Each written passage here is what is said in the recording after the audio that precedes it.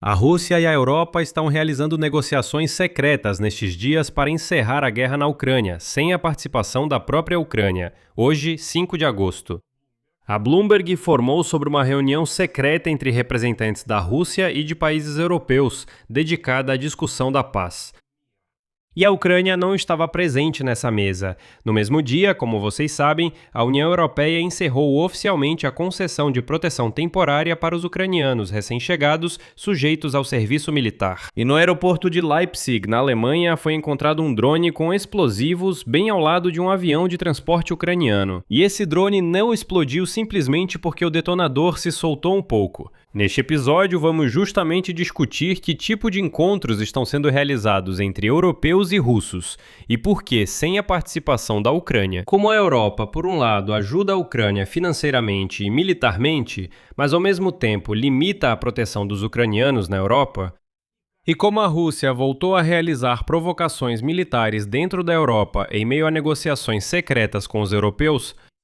Enfim, vamos começar, mas antes de começarmos, peço que você se inscreva, por favor, neste canal do YouTube. Agora mesmo, confira aí embaixo deste vídeo se você já está inscrito neste canal, porque muitos assistem aos meus vídeos sem se inscrever. Isso é muito importante. Estamos chegando à marca de 300 mil inscritos, então vou ficar muito agradecido por cada inscrição sua.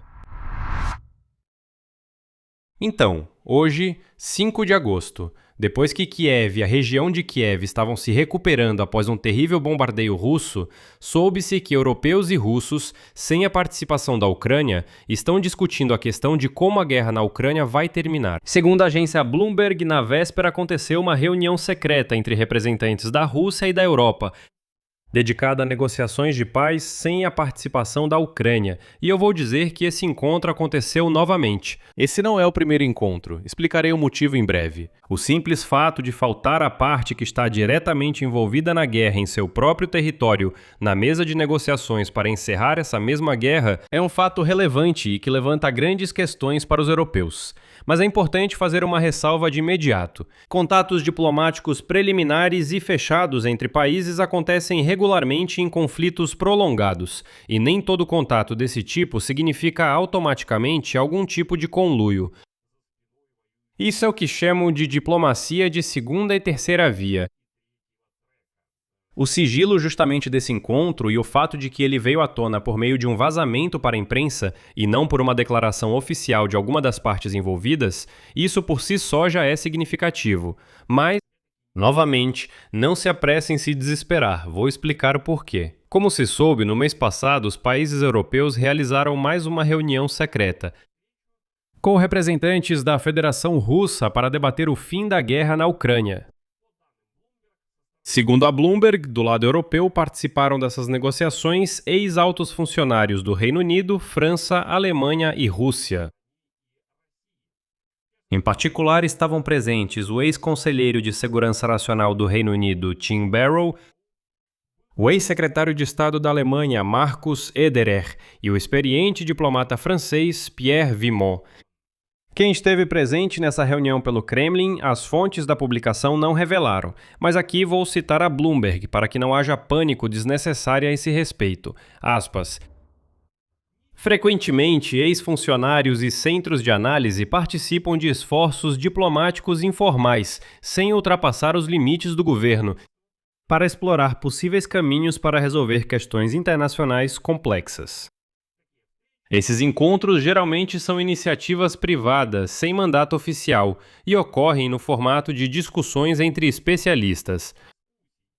Esses chamados encontros de segundo plano ou encontros de diplomacia de segunda via têm como objetivo a troca de ideias que posteriormente podem ser transmitidas por canais governamentais. Vale ressaltar que não é a primeira vez que se torna público a realização de negociações secretas com a participação de líderes europeus e representantes russos. Em particular, em julho, o presidente do Azerbaijão, Ilham Aliyev, informou sobre um encontro em seu país entre representantes da Alemanha e da Federação Russa. Segundo Aliyev, o tema do encontro também foi o fim da guerra na Ucrânia.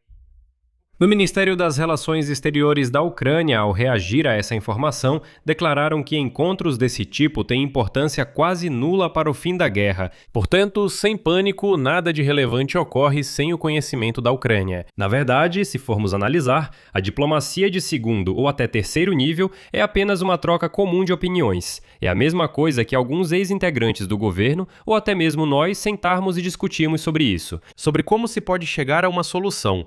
Ou seja, hipoteticamente, propor algumas opções, algumas ideias, discuti-las, rejeitá-las, propor algo novo e assim por diante. É como um clube de discussão, se quiser, mas ainda assim existe o risco de que depois as informações desse clube de discussão realmente cheguem ao nível dos governos oficiais. De fato, como regra, é justamente essa diplomacia de segundo nível que é usada para discutir algumas opções delicadas e impopulares de solução de problemas, e, se algo der errado, dizer que, oficialmente, ninguém sequer levantou essa questão. Sim, já foi discutido, mas oficialmente não.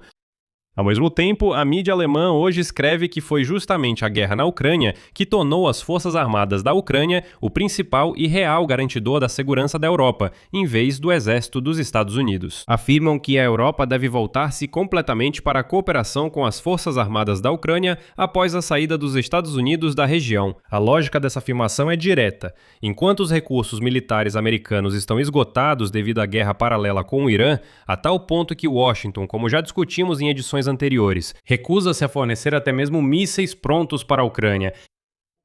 O exército ucraniano, na prática, continua sendo o verdadeiro escudo ativo, que fisicamente impede o avanço da Rússia selvagem para o Ocidente há mais de 4 anos. Embora isso crie uma contradição óbvia com o próprio fato das negociações, que acontecem sem a participação da Ucrânia, sem a participação daquele país e daquele exército que, na verdade, garantem a atual segurança europeia, com seus próprios esforços e com seu próprio sangue. Outra notícia de destaque do dia de hoje é a decisão da União Europeia de deixar de conceder proteção temporária aos ucranianos sujeitos ao serviço militar que chegam à União Europeia. Bem, é claro que isso se refere primeiramente, especialmente aos homens em idade de recrutamento. Vamos analisar o que isso significa na prática. Trata-se de homens em idade de recrutamento que antes, ao chegar aos países da União Europeia, podiam obter o status de proteção temporária, ou seja, o direito legal de permanecer na Europa, trabalhar e receber apoio social em igualdade com outros refugiados. Agora, para os ucranianos sujeitos ao serviço militar que acabam de chegar, esse caminho está fechado. A ideia é que homens em idade de recrutamento devem permanecer na Ucrânia e defender o país, e não buscar proteção no exterior. Isso está claramente estabelecido na decisão do Conselho Europeu. Na verdade, é uma citação direta dele. É importante destacar que a decisão já entrou em vigor. Ela não espera até março de 2027. Não, ela já entrou em vigor no momento da publicação no Jornal Oficial das decisões do Conselho Europeu. E, por exemplo, a Chequia já declarou oficialmente que a partir de hoje, 5 de agosto, os homens ucranianos devem comprovar que cumpriram sua obrigação militar perante a Ucrânia. Com a ajuda da plataforma Reserve Plus, caso contrário, a Chequia não concederá proteção temporária na Europa. Enquanto isso, a Rússia continua desestabilizando a situação na Europa com novas sabotagens e provocações. Na noite de quarta-feira, 5 de agosto, no aeroporto de Leipzig-Halle, na Alemanha, funcionários encontraram um objeto parecido com um drone modificado com explosivos, bem ao lado do estacionamento do avião de transporte ucraniano An-124. De acordo com relatórios policiais, explosivos e um detonador estavam presos ao drone. A OTAN confirmou oficialmente a descoberta do dispositivo através de um representante da aliança, esclarecendo que o aparelho realmente carregava explosivos com um detonador. Segundo o jornal alemão Bild, o teste para nitratos deu resultado positivo e dentro do drone foi encontrado um detonador defeituoso, aparentemente desprendido antes mesmo de ser acionado. Ou seja, na essência, o ato de sabotagem não deu certo puramente por razões técnicas, e não porque foi impedido a tempo. não foi evitado a tempo porque o drone, na verdade, já havia pousado próximo ao avião. Por isso, havia um risco real de que o avião de transporte ucraniano pudesse ser explodido por russos selvagens em território alemão. Foi simplesmente uma coincidência que esse detonador não funcionou. Devido ao incidente, a pista sul do aeroporto, que aliás é um dos principais centros logísticos da DHL na Europa, fechada temporariamente, vários aviões, inclusive um de passageiros, foram impactados e precisaram ser redirecionados. E esse não é um caso isolado. Só no primeiro semestre de 2026, o Serviço de Navegação Aérea alemão registrou 145 falhas no funcionamento dos aeroportos alemães, devido a voos não autorizados de drones e, na maioria dos casos, não foi possível identificar os operadores desses drones. É por isso que na Alemanha, ainda em dezembro do ano passado, foi inaugurado um novo Centro Nacional de Proteção contra Drones e foi criada uma unidade policial especializada com mais de 130 funcionários. Mas, como vemos, até agora eles não conseguiram resolver o problema. E o que impediu a explosão no aeroporto de Leipzig não foi o trabalho deles, mas sim uma falha no próprio drone e o fato de que o detonador não funcionou. Agora vem a parte mais interessante. Lembram que antes o primeiro-ministro da Polônia, Donald Tusk, dizia que, segundo suas informações, a Rússia preparava ataques de drones na Europa fingindo serem ucranianos? Pois bem, hoje a publicação Militarny escreve que esses drones podem ser usados não apenas para ataques contra a Ucrânia, mas também para sabotagem ou provocação diretamente em países europeus sob o disfarce de ataques ucranianos. Essa possibilidade também foi praticamente confirmada por Sergei Flash Beskresnov, conselheiro do presidente da Ucrânia para tecnologias de defesa. Ou seja, sobre o risco exatamente desse cenário de uso de drones para provocações contra a Europa, disfarçadas como ataques ucranianos, fala diretamente uma pessoa do círculo mais próximo do presidente ucraniano. Também foi revelador a reação de diferentes países da OTAN a tais incidentes aéreos. Ela, na verdade, não é homogênea. Por exemplo, a Romênia, após mudanças na legislação, começou a abater drones inimigos com muito mais frequência. Enquanto as ações da Polônia, o principal país do flanco leste da OTAN, causam dúvidas devido à sua falta de determinação. Por exemplo, lembro que a Romênia derrubou drones russos por 3 noites seguidas, e eles pararam de entrar lá. Já a Polônia, recentemente, apenas observou como um míssil russo KH-101 entrou 70 quilômetros dentro da Polônia e caiu em um campo. Embora, neste ano, os aliados europeus em geral avaliam de forma significativamente mais séria a ameaça representada pela Rússia ensandecida e se preparam de maneira mais ativa para um possível confronto do que faziam antes. Mas, como podemos ver, a Rússia continua, por um lado, tentando encontrar na Europa com quem negociar, por meio de quem semear a discórdia e como promover suas próprias narrativas. Por outro lado, organiza provocações óbvias dentro da Europa.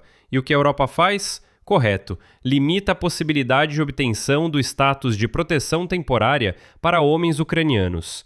Apenas registramos isso como um fato. Vou deixar reticências aqui. Escreva sua opinião e suas conclusões nos comentários. Inscreva-se no canal, ative o sininho e não se esqueça de deixar seu like neste vídeo. É isso por hoje, cuidem-se, tchau a todos!